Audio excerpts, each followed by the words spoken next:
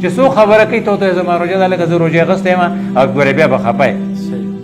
نو حالانکه حدیث کې د روژې ډیفینیشن دا دی چې الصوم جنتون روژه ډال دی.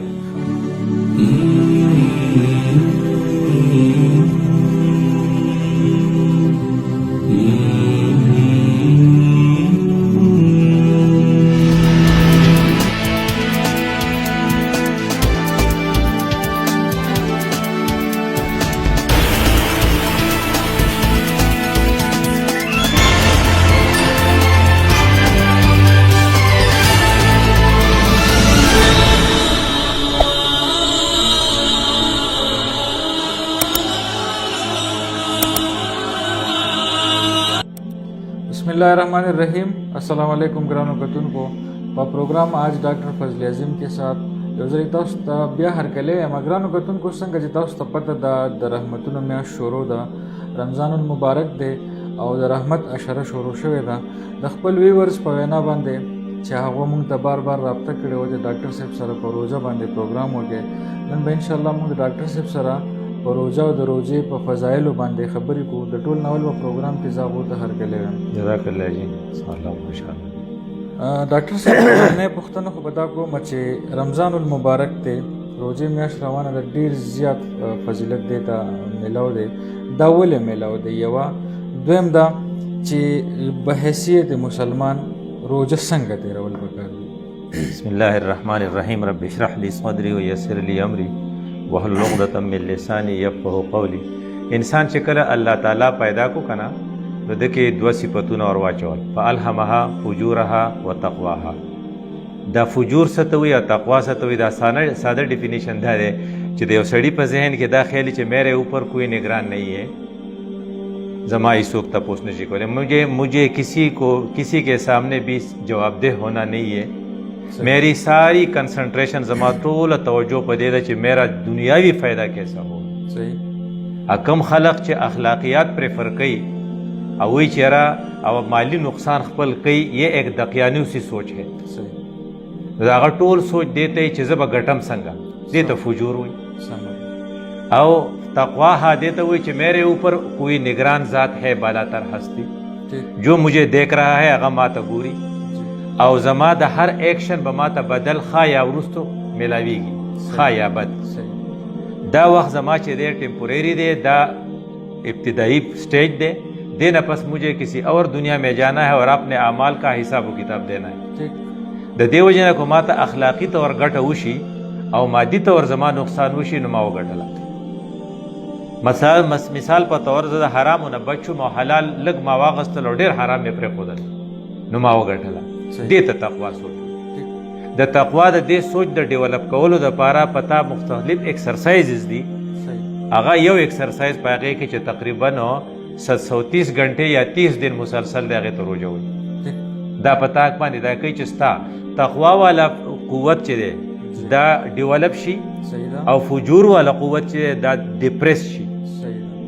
نو د تقوا والا قوت بل نوم دی روحانی وجود. تمہارا روحانی وجود یہ ترقی کر لے او د فجور والا دغه ته وایي حیوانی وجود چې روپیہ بچائیے کل کام آئے گا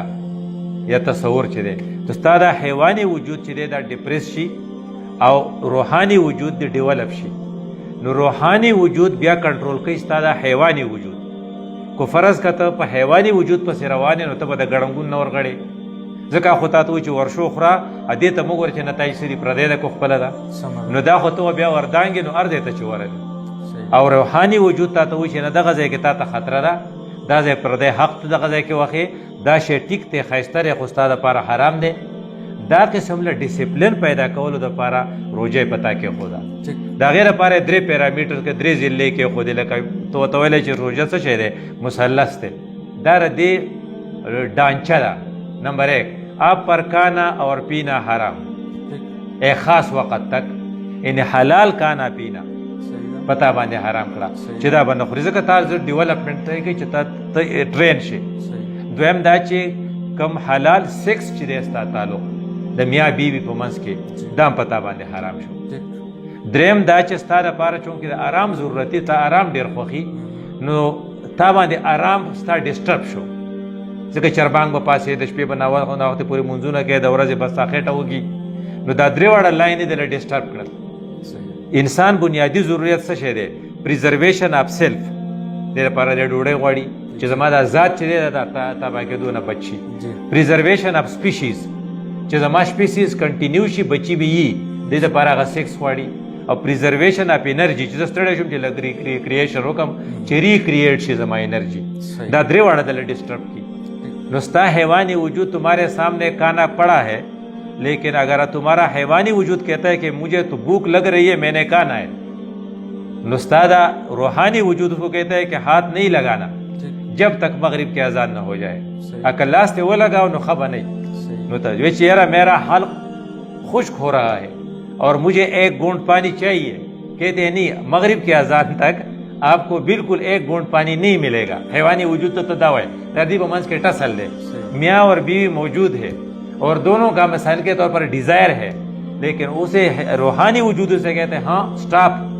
مغرب تک آپ بالکل یہ کام نہیں کر سکتے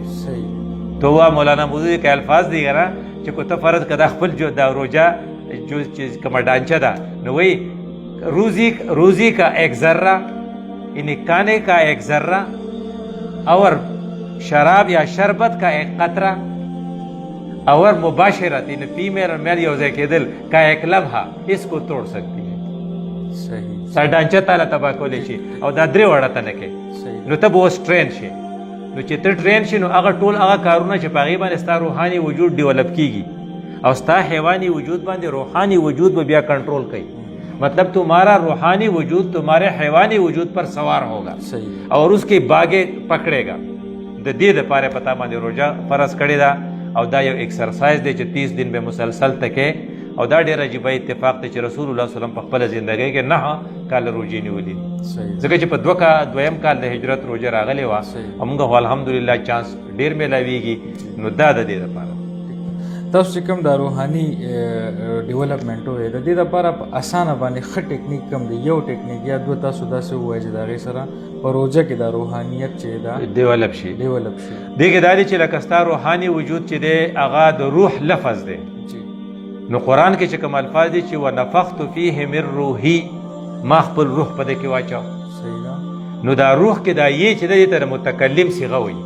یعنی الله وایي چې ما خپل روح په دې کې واچو او دا یو منلی شوی حقیقت دی چې د کلیوال ډېر خوښي نو د قرآن په باره کې وایي چې انا نحن نزلنا الذکر و انا له لحافظون قرآن موږ نازل کړی دی روح هم هغه رالیږلی دی قرآن هم هغه نازل کړی دی نو ته ویلی چې دا کلیوال دي نو دا دواړه چې یو ځای نو روح به ترقي کوي دا به خوشحالي لکه څنګه چې بونیری سړی په ملیشیا کې د بل بونیري سره خوشحالي نو داسې د قرآن سره به دا روح خوشحالي نو که ته فرض که روح ډیولپ کې نو ته به قرآن له ډېر وخت ورکې دې وجې نه حدیث کې دا دی چې من سام رمضانه نو سام د ورځې شو یعنی جس نے رمضان کا روزہ رکھا نو فوراً و من قام رمضانه جو رات کے وقت رمضان میں کڑا رہا ناسې خو به نه ولاړ که نه قرآن به وایي تراویح به کوي تهجد به کوي نو د دې روحاني وجود د ډیولپمنټ دپاره چې کومه غذا ده دیټ از قرآن او د انسانی روح د ڈیولپمنٹ دپاره چې کومه غذا و هغه کانا پینا وه اس کو آپ نے کم کیا قرآن کو آپ نے بڑھا دیا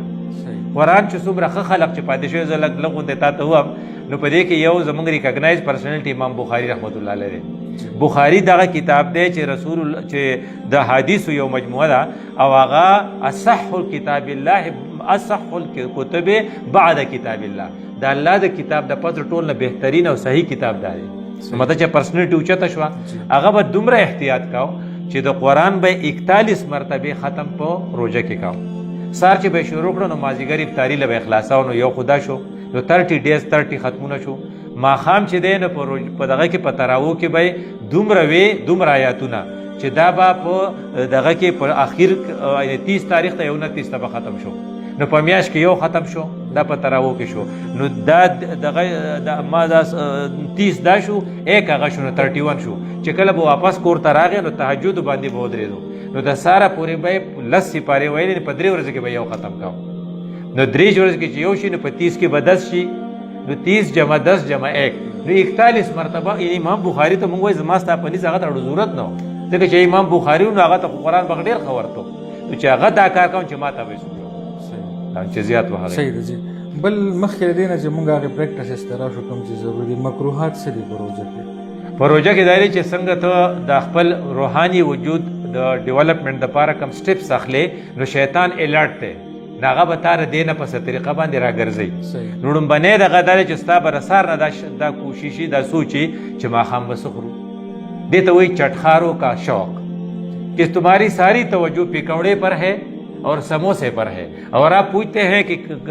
غش دے کا نا غوہ کم سے خریدی یا میان کم سے خریدی دلیرا مطلب دے کہ مرد جو ہے وہ مارکیٹ میں ہوگا اور خاتون جو ہے وہ کچن میں ہوگی تو اللہ کا ذکر کب کریں گے